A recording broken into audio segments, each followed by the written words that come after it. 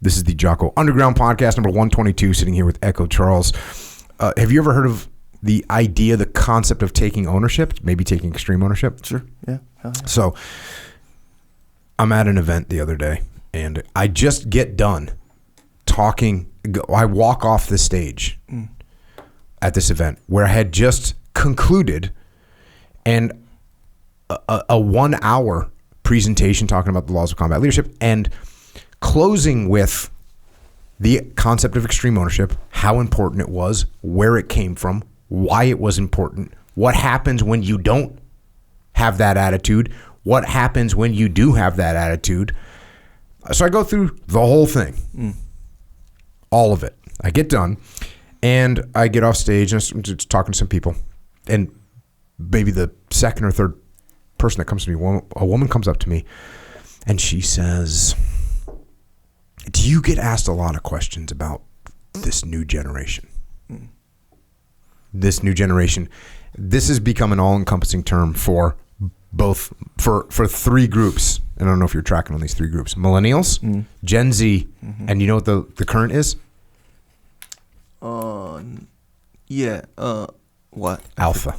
Oh, no, I don't know. Gen Alpha. So Gen Alpha is the group right now. So these, but people kind of lump all them together. Just like anyone that's not in one of those three groups gets called a boomer.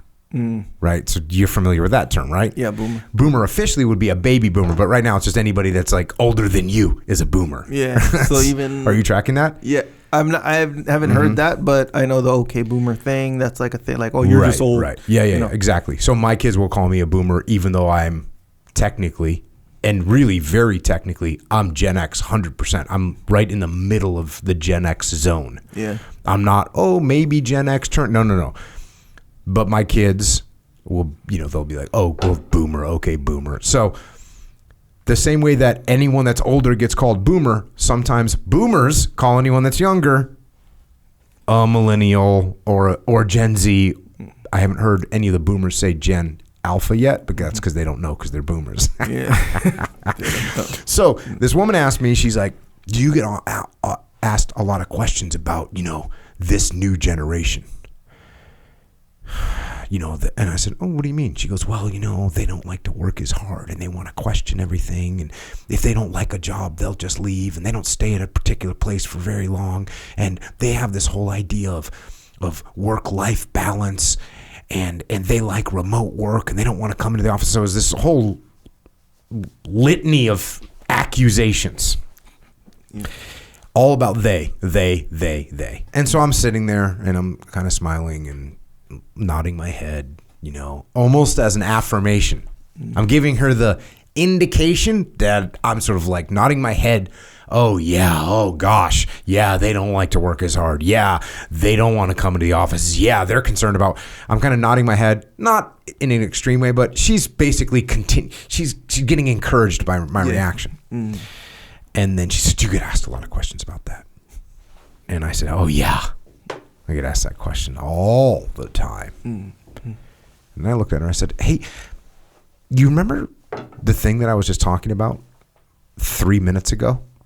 That whole concept, the whole name of the event that we're at, by the way, is called this Extreme Ownership event. It wasn't one of my events. It was another company running an event based around the principle of extreme ownership." I said, so the name of the event, Extreme Ownership, and then the last 15 minutes when I was up there and I told a bunch of different applications and shortfalls and how to properly take ownership. Remember that? And she said, yeah. And I said, well, how does that sound if I'm supposed to have that attitude? And now I come down here and say they are the problem. This new generation is the problem. Does that mesh with what I just got done saying? If I got up there and said, hey, when you have a problem, you need to take ownership of the problem and get the problem solved, and now I come down here and say, yeah, there's something wrong with that generation, I can't work with them. Does that sound like that even comes remotely close to being in the same lane? And she kind of nodded her head. Yeah, okay, I understand. So I said, listen, it's not their problem. It's a leadership problem. Like all problems are leadership problems. And then, of course, I went down the whole road because this is a question I've answered over and over again because people have this question over and over again. And by the way, sometimes it is, what do you do with all these boomers that think they know everything? I get that question. It's all the same. It's all the same. What do I do with my peers that they graduated from college and now everyone's got these questions about them. They. But I like one of the things that I bring up is the Vietnam War. You have an unpopular war. You have draftees conscripted into the military, into a job that they don't want to do, in a war that they don't believe in, thousands of miles away from their home, with no correlation to their future. And all of that is doing a job that might get them killed. And you can find plenty of military leaders that will blame all the problems of Vietnam. Oh, we had these draftees that weren't dead. Yep, you can find those leaders. Or you can find guys like Hackworth. You can find guys like Mukayama. You can find guys like Hal Moore that had draftees and loved their draftees. Why is that? Because their draftees would push back if they didn't agree with something, and they actually had to lead their draftees. So bad leaders blamed the draftees. Good leaders stepped up and led. Now, it's the same thing here, but that's why I'm talking about that. The reason I'm talking about that is because I'm not doing a good job. I clearly didn't do a good job with that woman of conveying to her that this idea applies to you and it applies to everything that you do. It's such an obvious example. And this is a warning.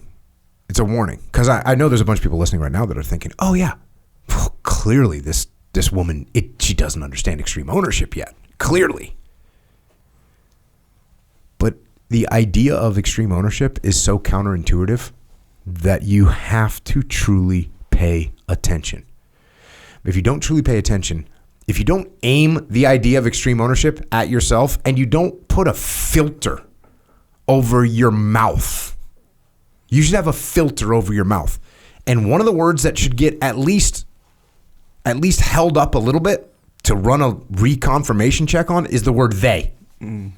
Because the minute you say they, you're talking about someone else. You're not talking about yourself anymore. So when you say they don't want to come to work, the filter should catch that and say, hold on, run a rescreen on that. I'm doing a bad job of explaining why it's important to come into the office and work. That's the 180 difference. And if you're not careful, if you don't run a filter on your mouth and run a filter on your mind, the whole concept of extreme ownership will have very limited value. Very limited value. So be careful. Aim the concept of extreme ownership at yourself. So that's what I got. I know this friend that she was we're talking about social media and these young kids nowadays, right? And they're on social media. Them. They are. Yep. Yeah. And my friend was like, so we're kind of the subject of how many issues come from social media and kids using it, right? Stuff. And then it's like, okay, so the idea of, hey, why are they on social media then, right? Like this person's specific kids. And she was like, no, that's how kind of dismissive, but just that's how kids are communicating nowadays. So I was thinking, well, yeah, if you let them make that decision, just like that's like saying, oh, hey, why are you feeding your kids Oreo cookies for breakfast every morning? He goes, well, that's what they're eating nowadays. Well, yeah, if you let them make that decision, yes, they're kids. You got in the cupboard, bro? Yeah, exactly right. So, that kind of reminds me of that whole thing where it's like, yeah, they are acting this way or whatever. Well, yeah, but why though? You know? And if they are acting that way and it's on them, what can you do about it? Not much. But if you're allowing that behavior, you're the one that can adjust it. Yeah. So if you don't take any ownership of it and you go, that's just the way the kids are. Yeah. Okay, then that's what the kids are going to do. If you say, oh, how much influence do I have over these kids? Oh, I don't have very much influence. Oh, why is that? Oh, it's because I don't have a good relationship with them. Why don't I have a good relationship with them? Oh, it's because I don't spend any time with them. Or it's because I don't allow them to influence me, so therefore I can't influence them. Okay, so I need to allow them to influence me more, and then they will be more influenced by me. Oh, well, they're not listening to me. Oh, well, how can I get them to listen to me? Oh, I need to listen more. So it all works. Yeah, it does. It works if it works. You know, when you teach Jiu Jitsu and you get to the point where someone's mounted and you say, okay, now you trap their leg and you roll them over and now you're in their guard and it's this whole thing. You go, oh. Yeah. That's how it is when you say, oh, well, how's your relationship? Well, they don't listen to me. Oh, why don't they listen to you? Oh, it's because you don't listen to them. If you pull that thread, it will connect back together to the fundamental principles that we talk about all the time, and you'll be able to solve these problems. Yeah. Yeah, I found that to be the case. But if you just cut the thread at it's them, you won't solve any problems. Yeah.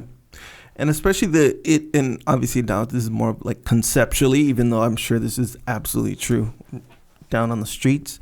But, you know, anytime you're dealing with older generation frowning upon a younger generation, it's like, bro, you got to show them how then. If they're doing it wrong, show them what's right. Show them the right way to do it then, you know. And then at the same time, if you apply like what you're saying, and even the idea of building the relationship, I think that, and yeah, I know you say it, and I'm not saying you, but I still think it feels a little bit underrated. It's underrated. To me, that is one of the catalysts for that's like the biggest.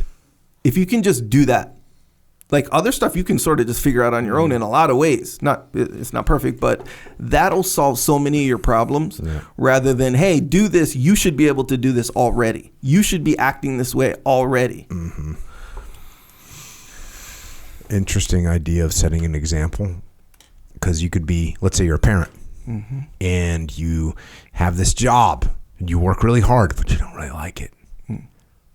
And your kid is starting to listen to rock and roll music and doesn't want to go to college and wants to do something else. And you say, well, why don't you go to college? You need to get an education so you can get a job like me. And they're looking at you going, dude, you're not happy. You're miserable. Yeah. Why do I want to be like you? Yep. So what you should do is when your kid goes, oh, I think I don't want to do what you do. Oh, okay. Well, what do you want to do? Well, or why don't you want to? Well, it doesn't seem like you're really that happy. Oh. Okay. Well, that's a good point. Now, do you have a plan? Because you're going to need money. So now we can start having, instead of saying you don't know what it's like. Right. No. Right. But you got to pay attention to the example that you're setting.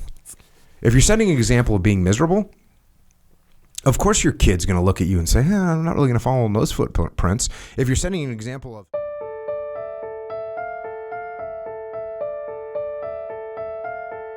That is a little excerpt of what we are doing on the Jocko Underground podcast. So if you want to continue to listen, go to jockounderground.com and subscribe. And we're doing this to mitigate our reliance on external platforms so we are not subject to their control. And we're doing it so we can give you more control, more interaction, more direct connections, better communications with us, strengthen this legion of troopers that are in the game with us. So thank you. It's jockounderground.com. It costs $8.18 a month. And if you can't afford to support us, we can still support you. Just email assistance@jockounderground.com and we'll get you taken care of. Until then, we will see you mobilized underground.